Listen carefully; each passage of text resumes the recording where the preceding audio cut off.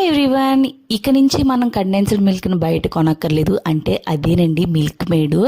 ఇప్పుడు మనం ఇంట్లోనే చాలా సింపుల్ ఈజీ ఇంగ్రీడియంట్స్తో చేసేయచ్చు. ఓన్లీ 2 ఐటమ్స్తో చేసేయచ్చు. పెద్ద పని ఏం కాదు. ఒకసారి చూపిస్తాను, నాతో వచ్చేయండి.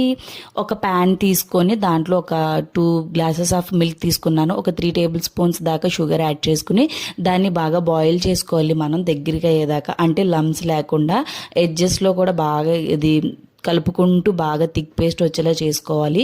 మరీ ఎక్కువ థిక్ పేస్ట్ రాకూడదు, ఎందుకంటే మళ్ళీ చల్లారి పెట్టిన తర్వాత కొంచెం థిక్గా అవుతుంది. ఇలా చూపించినట్టు థిక్ పేస్ట్ చేసుకున్నాక ఒక స్ట్రైనర్ తీసుకుని దాంట్లో చల్లారిన తర్వాత ఈ మిల్క్ మేడ్ మనం తయారు చేసింది వేసుకొని దాన్ని కొంచెం స్ట్రెయిన్ చేసుకోవాలి. అప్పుడు అది ఇంకా ఏంటంటే లమ్స్ అవి లేకుండా క్రీమీ స్ట్రక్చర్లో ఉంటుంది అనమాట. చూసారా ఇది ఎంత క్రీమీగా ఎంత బాగుందో.